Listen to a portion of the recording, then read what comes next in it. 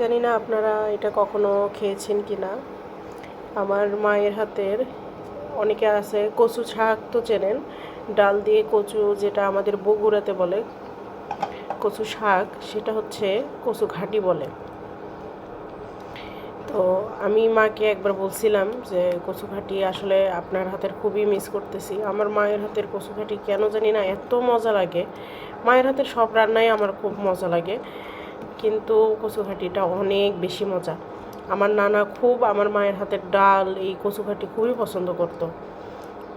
কেন জানি না আমার মায়ের হাতের এই কচুর ডালটা, মানে কচু ঘাটি বলি আমরা বগুড়ার মানুষ, খুবই মজা। এটার ঘ্রাণটা এত মানে ভালো লাগতেছে আজকে, আলহামদুলিল্লাহ। এটা কেন ভালো লাগতেছে বলতেছি,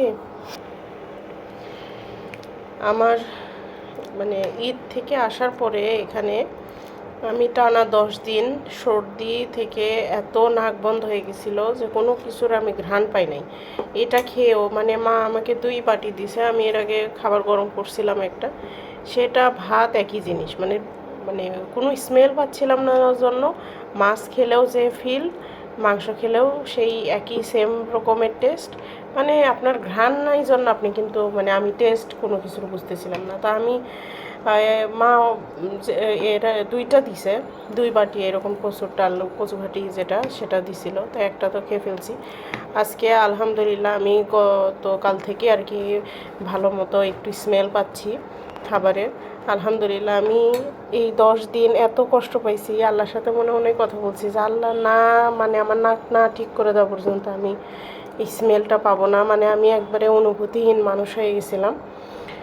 তো আজকে এটা যখন আমি গরম করতেছি, ফুল বাসা আমার কচুকাঠির ঘ্রাণ, কচুকাঠির ঘ্রাণে মানে থাকা যাচ্ছে না যে কখন আমার হাজব্যান্ড আসবে একসাথে খাবো। এটাই মনে হচ্ছে যে এটা দিয়ে ভাত খেয়ে ফেলবো, আল্লাহ যদি রিজিকে রাখে।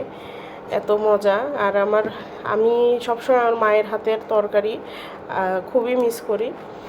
এখন আমি মাকে বলি যে আমি আসার সময় আপনি, আমাদের বগুড়ার মানুষ আলু ঘাটি, তারপরে যেটা চচ্চড়ি বলে বা পুরপুরি বলে, এইগুলো আসলে আমাদের একবারে মানে বগুড়ার একটা হচ্ছে নিজস্ব একটা খাবার, যেটা অনেক জায়গায় আসলে আপনারা খান না বা জানেন না। তো এটা আসলে আমাদের না হলে হয়তো হয় না, মানে না হলে আসলে কি যেন খাই নাই এরকম লাগে। তো আজকে এটার ঘ্রাণে আমি পাগল হয়ে যাচ্ছি। তাহলে সেই দিনের ঘ্রাণ এরকমই হচ্ছে বের হয়েছিল, কিন্তু আমি কোনো ঘ্রাণ পাই নাই।